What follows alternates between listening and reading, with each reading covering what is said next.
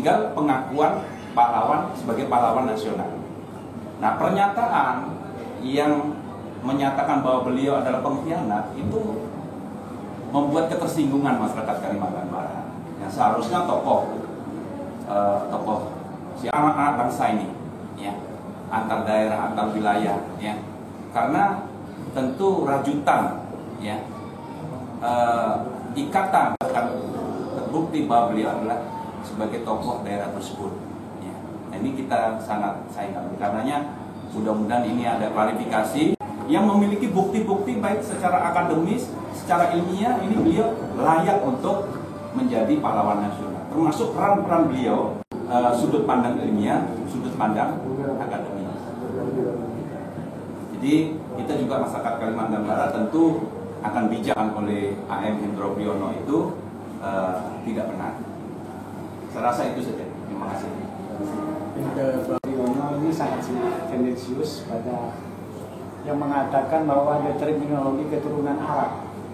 Itu kalau disangkakan bisa menjadi unsur pidana karena melanggar Undang-Undang Nomor 40 Tahun 2008 tentang penghapusan ras dan etnis. Dalam kaitan ini apa yang sudah kita dengar, kita baca dan kita lihat, kita tonton bersama. Apakah ada langkah hukum berikutnya untuk melaporkan hal itu? Soalnya yang dilakukan cuma pencemaran nama baik yang dilakukan oleh Hendro Priyono ke Polda. Kan langkah hukum sudah diambil oleh Sultan Pontianak. Nah, tapi tadi saya terbesit Amin bilang bahwa ya Sultan Hamid II dan juga orang-orang yang berada di belakangnya kan sudah dari bertahun-tahun ya tesis yang pertama saya mau bertanya secara pribadi, apakah ini betul ungkapan dari seorang yang namanya Bapak Hendro Priyono? Kalau melihat kiprah beliau sebagaimana tadi sampai sudah berpengalaman, tentunya beliau ini harus berpikir kalau betul itu, harus berpikir kaitan dengan bagaimana pernyataan-pernyataan itu. Dari sisi itu kita melihat pertama ungkapan yang katakanlah pengkhianat bangsa. Nah, pertama didasarkan kalau melihat mencerna dari video itu pertama karena dari Kenil, tidak salah gitu ya, pernah diceritakan. Nah, apakah memang Kenil itu hanya Sultan Hamid sendiri dalam kaitan sebagai seorang Kenil?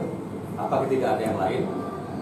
Yang kedua, apakah sebagai anggota Kenil ataupun katakanlah yang menjabat jabatan Kenil pada saat itu undang-undang melarangnya dalam kapasitas, karena dalam kaitan dengan sesuatu itu untuk dia dikatakan melanggar suatu ketentuan harus ada tempus dan lectus delicti-nya. Ketika itu apakah Kenil dilarang untuk menjadi seorang menjadi seorang Kenil dalam undang-undang pada saat itu? Nah, mungkin pada saat ini berbeda. Yang kedua, berkaitan dengan jabatan yang kalau mencerna itu jabatan sebagai sekretaris Pertamina. Nah, apakah itu pada saat itu dilarang dengan peraturan undang yang ada?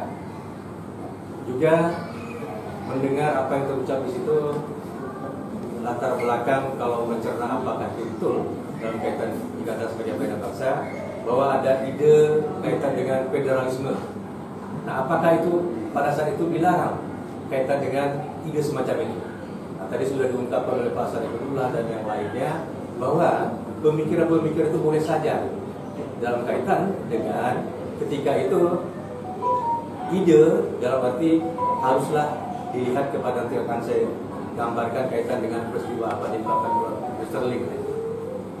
Dan kaitan tentunya apabila dilihat kepada ide itu bukanlah perbuatan, sehingga gambaran semacam itu kalau memang kita melihat gambaran ide federasi yang dipegang dan diyakini itu akan memberikan suatu kontribusi yang terbaik bagi bangsa ini, mempererat kaitan dengan negara kesatuan dan bangsa, membangun bangsa ini menjadi adil dan makmur. Saya kira ide tidak jadi masalah. Berikutnya juga dikaitkan dengan pernyataan itu kaitan dengan Westerling, masalah gitu ya, pernyataan Westerling. Nah, dalam kalau kita melihat dari tesis Ansari juga dalam kaitan dengan ilmu hukum pidana, dalam kaitan itu niat. Baru ada niat dalam kaitan niat itu kalau dalam hukum pidana kita cerna dia belum menjadi suatu perbuatan awal. Karena dalam hukum pidana itu mencernanya suatu niat, suatu dianggap sebagai yang dikatakan sebagai kategori perbuatan melawan hukum. Itu adalah adanya niat, adanya perbuatan awal, adanya perbuatan persiapan, ada perbuatan akhir.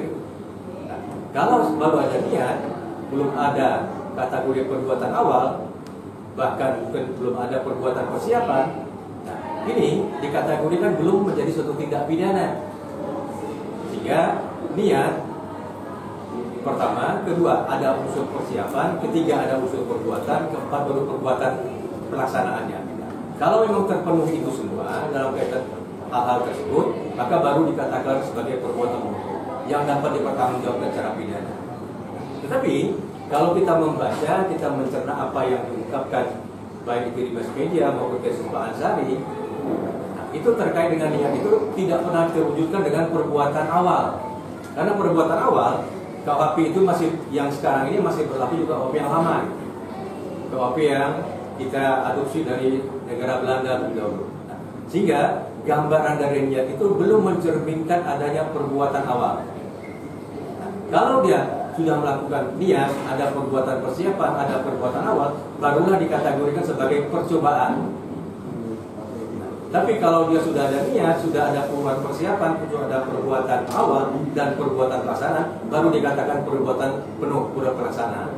Ini kalau kalian posisi kasus yang ada, kita baca, baru aja ada niat, belum ada perbuatan persiapannya, belum ada perbuatan awalnya, apalagi perbuatan pelaksanaannya. Ini kalau dia hanya sekedar niat, bahkan sampai kepada perbuatan persiapan, dia tidak dikategorikan sebagai perbuatan melawan.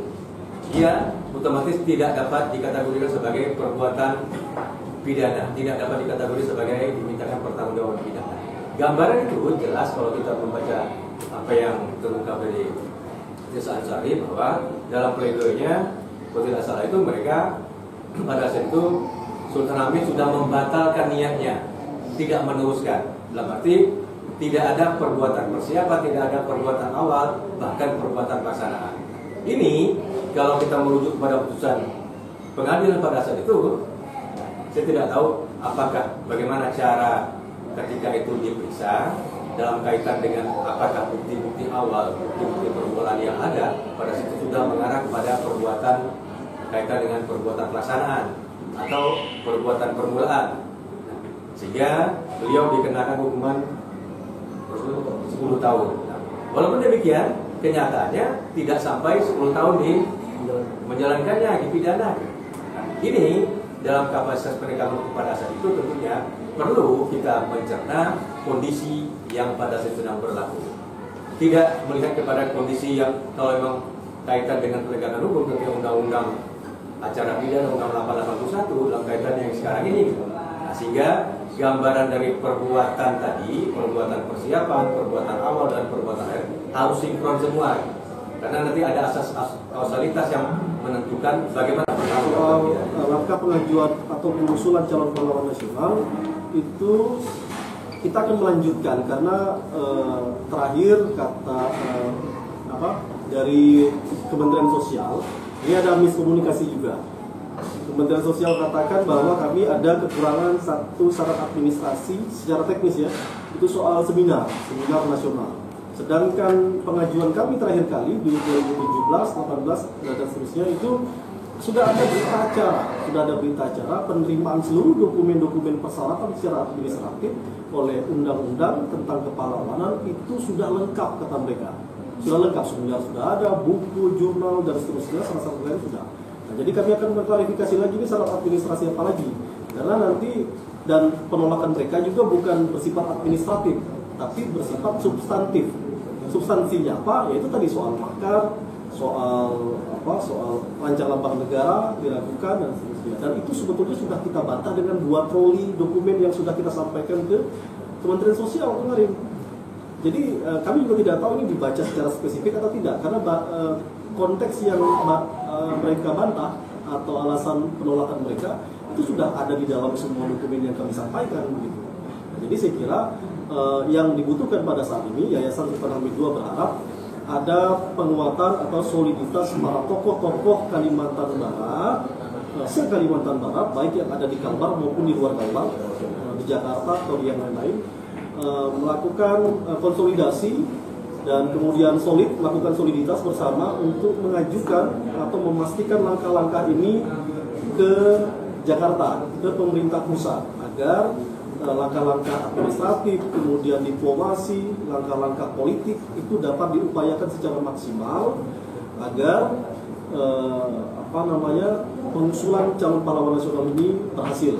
Karena saya kira Sultan Hamid II juga bukan hak masyarakat Kalimantan Barat, tapi hak masyarakat seluruh masyarakat Indonesia. Dan pemenangan menjadi klimaks, bukan klimaks dari perjuangan yang sudah ada. Dan kami berharap kepada pemerintah pusat ada diskresi, dalam hukum itu ada diskresi. Tidak ada pahlawan yang perfect 100%, yaitu dia itu sempurna begitu, sikap tindak tanduknya tidak ada. Jadi kita ketahui ya, Bung Karno juga memiliki kelemahan, memiliki kekurangan, Hatta juga seperti itu, dan yang lain-lain juga. Tapi peran serta atau karya-karya Sultan Hamid II, peran serta beliau lebih besar kita pandang daripada kelemahan-kelemahan atau kekurangan-kekurangan itu. Jadi jangan karena ada kekurangan yang kecil tadi, kemudian kita menutup kelebihan-kelebihan yang sudah dia ejawantahkan di dalam bangsa ini. Nah, itu yang harus kita berikan pandangan-pandangan tersebut kepada pengambil kebijakan yang ada di, baik itu dalam tim peneliti dan pengkaji gelar tingkat pusat yang ada 13 orang itu, maupun dewan gelar yang ada di Jakarta, pemerintah pusat, yang memutuskan bahwa seorang itu layak atau tidak menjadi pahlawan nasional. Saya kira harus memiliki dua sudut pandang tersebut. Tapi saya kira kita ketahui bersama, lembaga negara dibuat oleh Sultan Hamid II, karyanya luar biasa, dipakai sampai dengan sekarang, itu lebih daripada diskresi. Saya kira pemerintah berhak untuk mengeluarkan kebijakan yang benar-benar absolut untuk memutuskan hal ini, saya kira.